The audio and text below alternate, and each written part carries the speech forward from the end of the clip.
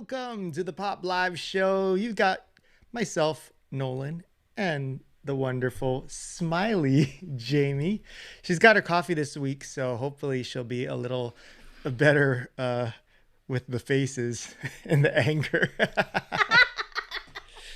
Thank you so much for joining us, and happy Tuesday to you all. Just a heads up, next week we are not going to be able to go live at our usual time. I'm going to be unavailable, and I also might not be available for the following weekend, Tuesday. But let's What? just Talk- we I'll Oh, tell you about that later.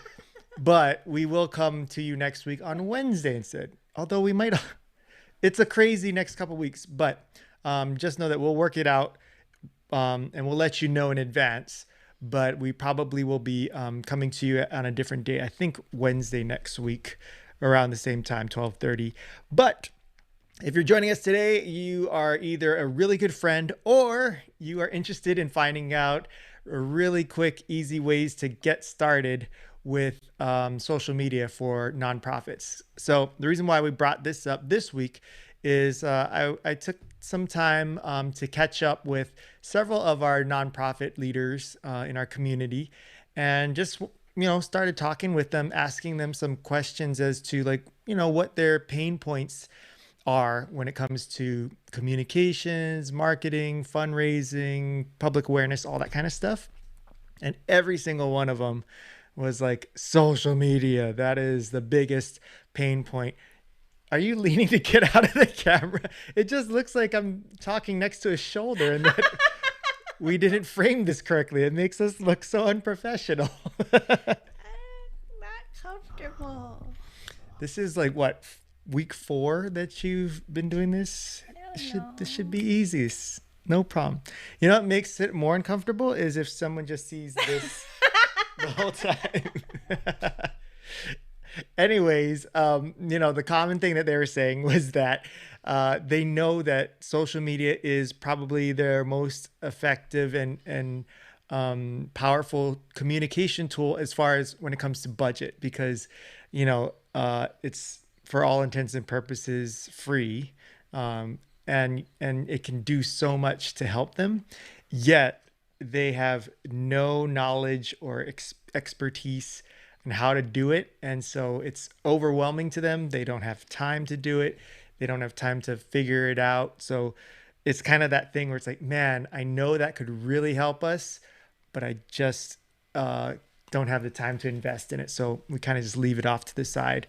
And whether they have staff that runs it and stuff, that also still is a problem because they don't have time to or resources to train them or keep them on staff. So it's just kind of been this like really difficult thing where it's like, man, it would be really great if we knew how to just do some real basic stuff to get started, just so that we have a presence.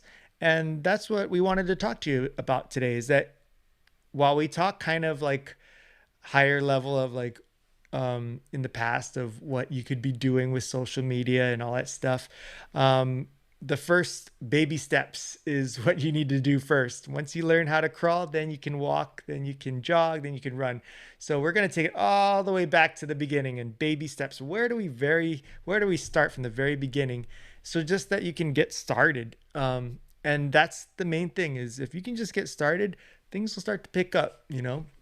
That's usually the hardest hurdle, is to what's the first step. So starting off with number one, the first thing to do to get started is figuring out which platform you want to use. Social media, there are tons of different platforms now. You got the usuals for nonprofits are, I would say, Facebook, Instagram, Twitter, LinkedIn. There's other platforms as well, but for all intents and purposes, those are kind of the 4 most recognizable ones and probably the most effective ones, I would say, right now. That could change in like a couple months, but those are the ones that are probably the most useful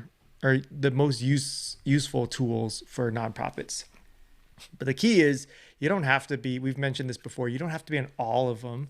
Just pick the one that works best for you, and then you can learn how to run that She's giving me that look again. I'm always worried that I'm boring the heck out of people, and that's that look of like, this is boring.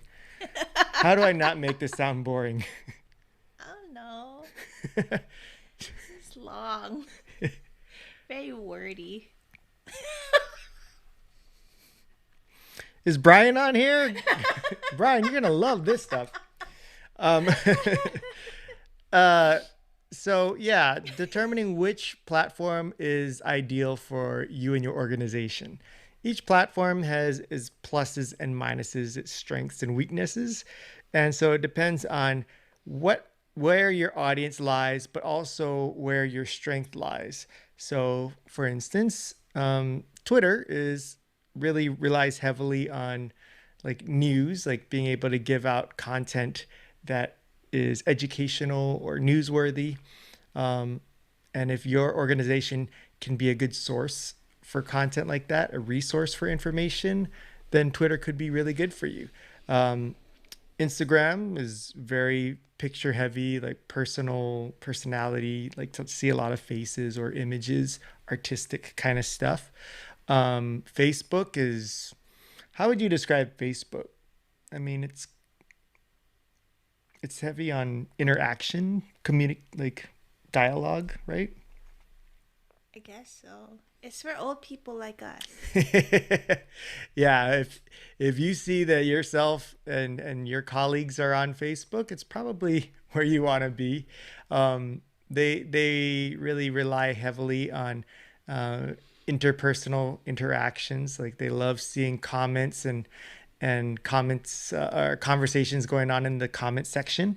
Um, But Instagram's like that too. yeah, but I think Instagram, the content that you post is heavily relying on photos and short videos, whereas Facebook, like I see a lot of combinations of things. You can have photos, but you can also have videos, you could have articles, you could have long messages and posts. Like Facebook is more of like, I would say maybe a newspaper where you see like a variety of different sections and topics, whereas Instagram is like a more of like a specific insert in the newspaper where it was like you're going there strictly for the coupons kind of thing.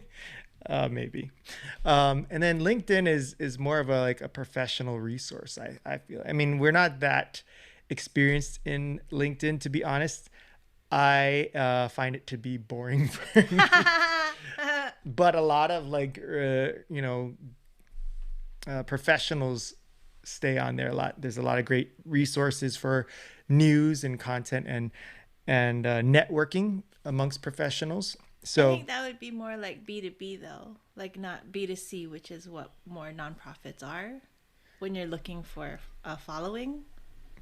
so for those like me that just Business make to business. okay, because I was going to make an assumption and assume it's Sorry. business to business and business to consumer Customer. customer. Or yeah, consumer, yeah. Yeah.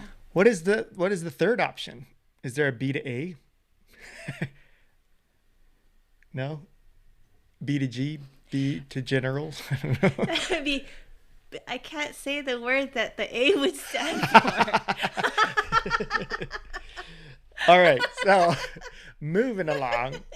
Yeah, once you decide which one best fits you and hosts the most of your clientele or your audience that you're trying to reach, Where they hang out. yeah, that's where, because you don't want to be like on a platform that you really don't belong, right? Like you don't have the kind of content that that platform is hungry for, and you kind of just stick out. Well, maybe not even stick out. You just get lost in the Or shuffle. you just don't have anything to post. Yeah.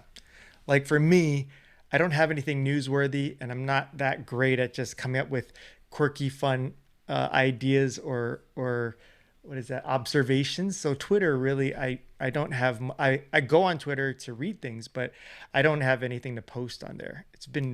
I think I post like once a year on Twitter, honestly. I'll have a funny thought in my head and I'll just post it on there. And that's it for me for the year. So anyways, But then if you're an org that deals with a lot of policy or stuff like that that doesn't have it's not natural for you to think of pictures and stuff, then Yeah. Twitter might be better for you. yeah, or even if you have commentary or thoughts on things going on. Yeah. Like if something's going on in the news and you as an organization have a perspective on it that could help educate, the public based on your knowledge, expertise, and what field you're in, you could be a really great resource to help people understand things. Anything else about this?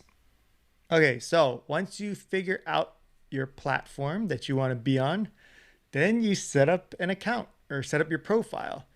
And really the way you want to look at it is this could be the first and last impression of a new audience member for you. So you don't want to just skimp on, this part. You want to actually take the time to put in the information that could help a new follower or a new audience member or a possible new donor to know who you are as an organization and how to contact you or how to stay in touch with you. So the parts where you have a description of your organization is really important. And it doesn't have to be long or anything, but just really putting in the pertinent information in there where people can understand in a quick glance who your organization is, what your mission is, what your purpose, who your audience is, all that kind of stuff. Linda's in the house. Linda, good to see you. She asked, is it better to post original content? Does it boost credibility? Or is it okay to post other people's content with permission, of course? I would say that if you just become a profile that only posts other people's content, then people might start feeling like, well, why am I following you? I might as well just follow these other people that have this content. I think it would be great for you to share your opinion or your take on the content that you're posting. So, for instance, if you like sharing, reposting news articles about topics that your organization focuses on, rather than just reposting it and just leaving it, posting it with your opinion or some kind of message from you as the organization would I think add value, where it still feels like it's original content, but you're giving a great resource and giving good knowledge. And of course, if you can sprinkle in original content in general throughout, then it's a good mix. But I've seen people or organizations who just repost stuff like videos or articles without any kind of commentary on it, any kind of explanation, any kind of opinion. And it just looks like all they're doing is regurgitating stuff, and it's impersonal, it's boring, it kind of comes off as spammy. The Facebook algorithm doesn't like that. So the shared post isn't, so like sometimes if the shared post that you're sharing is a link to an outside website, Facebook doesn't like links that go outside of Facebook. So that original post, they're not going to like it that much. So if you share that post, they're not going to like your share of that either. So being aware of where it's linking to is kind of important, just so in terms of reach, so you not as many of your followers would see that. Yeah, so what Jamie's means by Facebook won't like it as much, not meaning like Facebook won't give it the thumbs up but that they don't prefer to spread that kind of post to your network. So Facebook kind of has the monopoly on your audience as to they can filter what your audience sees. Some of your posts may not reach all of your audience because Facebook feels like, well, we don't want to spread this kind of information. Like, we don't like people traveling outside of the Facebook app. So this link is going to send you to somebody's website. We're just going to limit it to a very minimal part of your audience.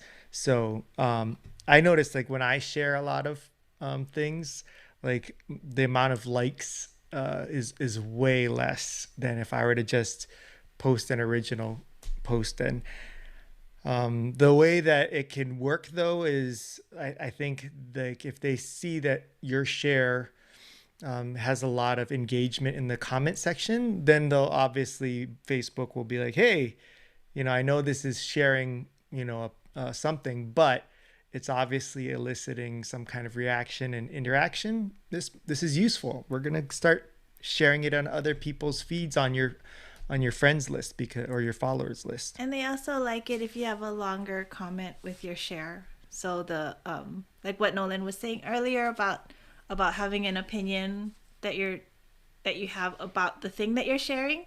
Facebook just likes a lot of words in your caption when you share it. So that's another way that the algorithm decides if they like it or not. And don't just write a lot of words just for the sake Like of blah blah blah yeah, blah yeah. blah. The way that makes most sense to me where it's of value and it feeds this appetite that Facebook has for a long description is if you can somehow personalize it. Like so instead of just like writing the caption like explaining what's in the article from more of like hey guys, here's an article about this, if you could somehow relate it to yourself or your organization and what you've witnessed or experienced personally.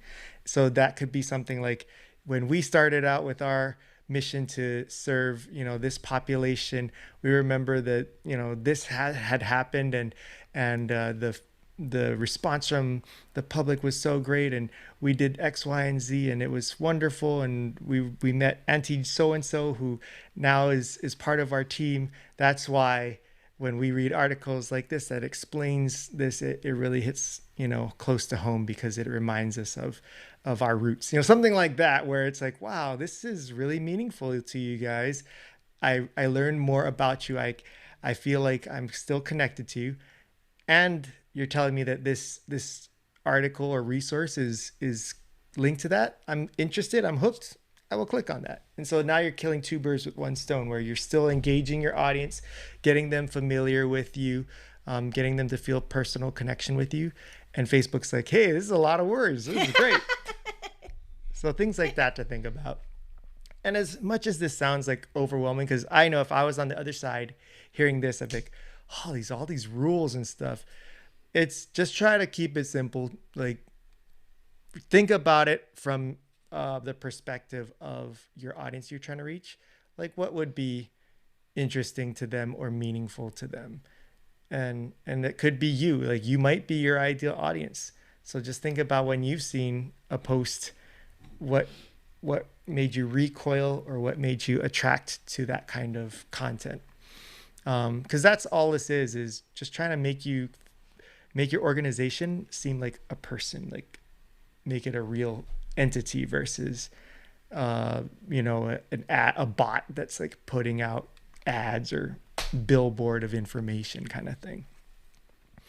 I think about setting up your profile. Mm-hmm. I would recommend if your logo can fit into the profile image. The little circle. Yeah, I would recommend using your logo as long as it's not like going to be so tiny. Like if your logo has a lot of fine lines and stuff and it's not going to show up good when it's small, then don't use that. But if it does have a way that it can fit into that, to use that, because then it looks more like legit, like it's really you. Yeah. Because there's impersonator, like our client that we run their social media, they've gotten impersonated a few times now, and it's really awful and upsetting. But you want to make it as legit as possible so that people know that you're real.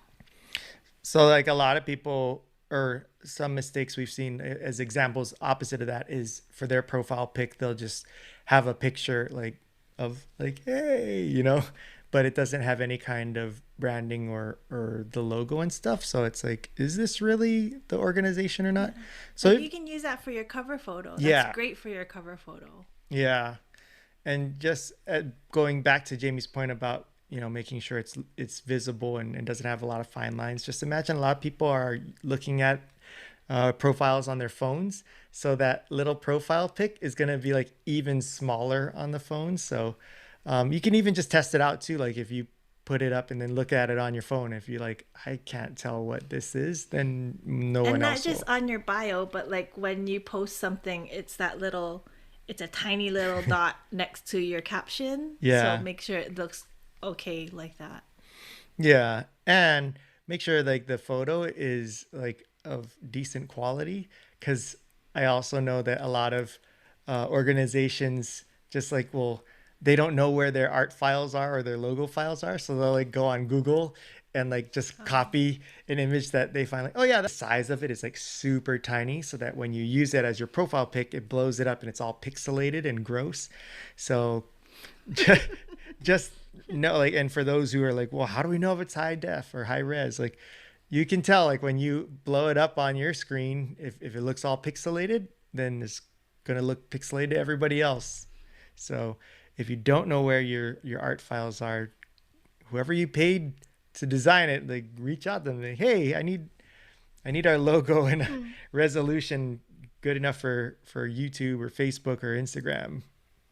And I would put your mission in your bio, but maybe not your whole mission. Like simplify it, so make it more of a social, something that people can read quickly and not with like big words, and make it a more human sounding version of your mission. Oh yeah, that's like the thing that I can't stand is like if I'm on somebody's either website or social media and they write their mission, but it's in all this like verbiage and like innuendos and It's not I don't know if innuendo. that's the right word, but you know, like Don't use big vocabulary that Nolan can't understand. exactly. That's a great point. Because you know what, the person who is going to check you out, for the first time, they have a very small, short attention span. So they just want to be able to skim through it to understand real quickly, like what your organization is about. So if they see like this long laundry list of stuff and it's like tons of words that you're trying to get through and it's like just trying to be really beautifully said, but it's like, what are you saying? I mean, imagine that you're at like, a networking event or at a bar and someone were to come up and be introduced to you and you go, hey, so Jamie, what do you do for a living? And she starts talking in all kinds of like metaphors and trying to make it all beautiful. And you're just like, what? So what do you do? Same thing. Like people are just jumping on like, hey, so what do you do? Look, click on your profile. Oh, you work with this and this, you strive for blah, blah, blah. Cool. I can get with that. Let me follow. That's kind of like the idea. Just imagine that people don't want to spend a whole lot of time learning about you initially. Get them the hook and then they'll learn more. Like that's what I've done. Like when I got really interested to learn more about an organization or a company, I'll then go to their website and then go to their about page. And that's when I see like who's in their organization and what, their backstory is. Like I'll actually make that trek over there and invest my time to do that. What do you think the next step is? So they've identified the platform. They've created their profile. Next easy step. Post? So I would Or say, do we talk about the link in bio or not yet? I think that's a lot of extra. Later. Yeah. I think just getting used to posting. And again, doesn't have to be a science or formula of like, I got to post every day or every time at this time and such. Like, just get used to being a human being first. Like once you start getting the hang of posts, how they work, engaging with your audience, answering comments and stuff, liking other people's posts, like just be in the platform a little bit. So you don't have to be an expert in it from out the gate. Just kind of experience it, learn how it works, go on to be in your profile or on as your identity. I don't know what to call it. Like be On your page? yeah, be as your page, I guess, so that when you are, and I think you can only, if you're on Facebook or something, you can only scroll through or comment on people's things as your organization. It's hard. I haven't figured it out on mobile, but on the desktop, you can change which profile you're commenting or liking from. So the easy thing could be like going on to other organizations posts or other constituents or people in the community's posts and engaging with them, liking their posts, answering or leaving comments in it as your organization. That'll just bring like, so some people are like, I don't know what to post about. You don't have to post all the time. You can just be within the community and Engage. yeah, people seeing you pop up on people's comments, like they'll start to get familiar with you, because that's how, like, we always talk about sometimes like we'll see somebody out in public and we'll feel like we know them, and then we think about it, like, oh, we've never met this person before, but Because they're Facebook famous. they're like Facebook famous because we all see them commenting on a friend's posts and stuff. Same thing can be done for you as your organization if you comment and like as your organization's page. It is trickier on Facebook though. That's easier on Instagram. Yeah, Instagram, you can just log in as your organization, and everything that shows up in your feed you can like and comment. But again, like how I was explaining on Facebook, like on the desktop, when you are on somebody's thing, you have to click. There's a little icon. It shows your profile pic that you are. It's in the bottom right of the post, right above the where you can write your comments. It'll let you choose I have a drop down. a drop down menu where it chooses, well, who do you want to be commenting or liking as. That's where it gets a little tricky. But I think they added a thing on Facebook because they keep changing how the pages are. But I think they added a thing where you can have a news feed as your page now, so you can see all the things, all the pages that you follow as its own news feed from your page bio instead of your personal bio. But I haven't looked at that because that'd make it easier. Yeah. Yeah. So go check that out. Facebook is super annoying. Yeah, like they're always changing, changing like every it. month. So who knows? But hope that answers your question, Linda. I should have checked before I moved on to step 3. I think Sorry, that's Linda. my fault. But yeah, super easy. I don't want to bog you down with more details, but those 3 easy steps can get you guys started. And honestly, like I said, you don't have to be experts or super awesome at it. Just being there, just getting started is a great first step. And you don't have to start hiring, people to run it or whatnot. You as a CEO or a manager could just be the one that, is a voice for now. And again, you can just figure out which platform you want to go on to, create your profile, and then start engaging, whether it's posting, liking, or commenting. I think people make it a lot bigger deal than it has to be. Like just I think the most important thing is picking one platform and then just starting. Yeah. Like it doesn't have to be a really big deal. 100%. And don't fight with people as the organization. You don't want to do that. I've seen that happen too. Where people are like, you really don't know what you're talking about, do you? It's like, oh no, what are you doing? So just be careful. But yeah, we'll leave you at that. 3 easy beginner baby step things. We can move on as we continue on with our lives series. We definitely just want to be able to answer any questions, concerns, pain points for all of our nonprofits out there when it comes to social media, communications, marketing, video production, live event production. That's what the whole purpose of this weekly series is for. So if you have any things that you have questions on that you want us to cover in future episodes, please throw it in the comment section there. Or if you have questions on this particular topic, we can both do that too, that we didn't cover or you want us to expand on, throw it in the comments section there below. And yeah, I hope you guys got something good out of this. We have I feel like we do this every week, so I don't want to do it again. We have a newsletter that if you want to sign up for, just go to our website, popcm.me, and you can sign up for our weekly or our bi-monthly newsletter. Oh, oops. And we'll be back again next week. Again, I think we'll be back Wednesday, but as long as you're following us on our page, either the Pop Creative Facebook page or the Pop Creative YouTube channel, if you're following us, that's where we'll be posting out the heads up of when the next Pop Live show will be streaming, and it'll also have a way for you guys to get reminders and such. So if you're not following us on there, do so right now. And you're very welcome, Linda. We really appreciate you. Thank you for hanging out with us and joining us. Great to see you again. And we'll be back next week. All right. So this is the part where Jamie transitions out of here. She starts to freak out and then she audibly gasps, "Oh no. Oh, they can still hear us." And it's really weird. So enjoy, folks. Bye. You're so mean. I hit the mic.